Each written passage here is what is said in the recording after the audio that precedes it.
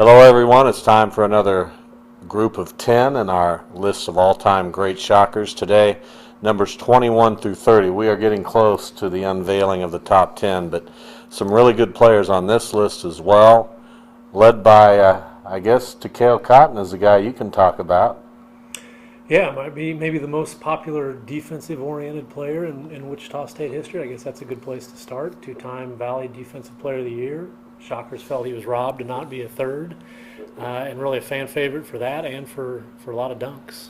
And a guy that only averaged double figures in points one time in his career, but you've got to have him up this high on this list because of his contributions to such outstanding teams. He's not a one-dimensional player, but defense will be the thing that everybody will remember him for.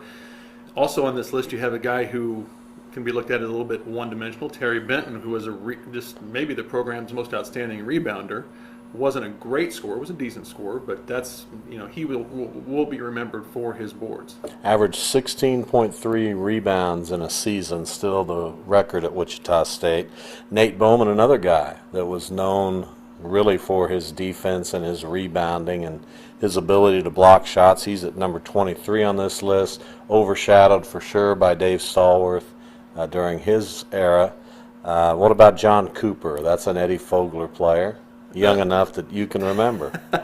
Yeah, Cooper came in '87 after their first NCAA bid, came along with Paul Gafrovich, and after all of Gene Smithson's players cycled out after '88 or '89 and Eddie left, it was basically Gafrovich and Cooper who held the program together for Mike Cohen's years.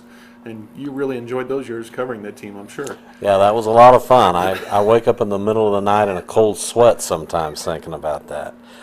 Greg Carney is on this list, a guy that shot the ball a lot and made a lot of shots. He averaged 23 points per game. I think that's number 2 all time, behind only Dave Stallworth in scoring average for a season. And then you've got a guy like Lanny Van Eman, who goes way back to the early '60s, but made one of the biggest shots in Wichita State history that beat Cincinnati into the long Bearcats winning streak. And Tate, another old-timer. I guess this list was meant for me, huh? Well, there are 3 guys on this list who I always have thought, looking back at Shocker history, were great scorers who kind of held teams together, were the stars of their teams. You got Ron Washington at 28, Bob Wilson at 27, and Greg Carney at 24. What were the differences between those guys that you remember? Ron Washington, there's another guy maybe coming up on our list named Ron Harris, who was very similar to Ron Washington. They were really good scorers. Ron Washington took off as a junior. He had not done a whole lot in the program up until then and became a big-time scorer as a junior.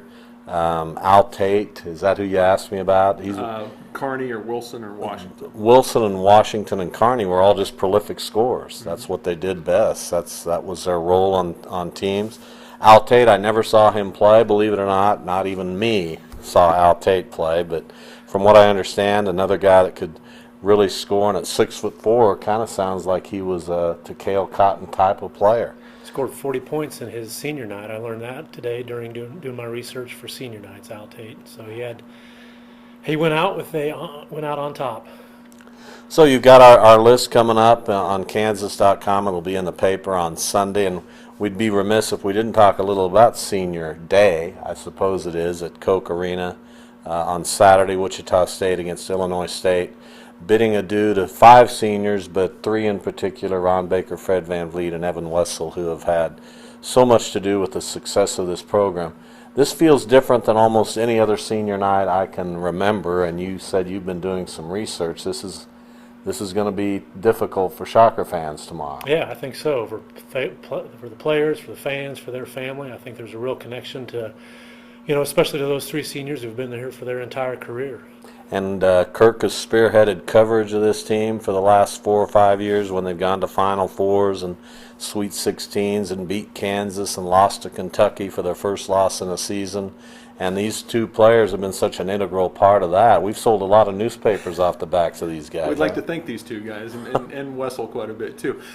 You just wonder, in kind of teasing Paul's story in the paper tomorrow, but what special thing will happen tomorrow? Because you found that a lot of special things have happened on senior nights over the years, big games by star players. you just got to think something kind of cool is going to happen tomorrow. That it's not going to be a run-of-the-mill game and cutting down to the nets.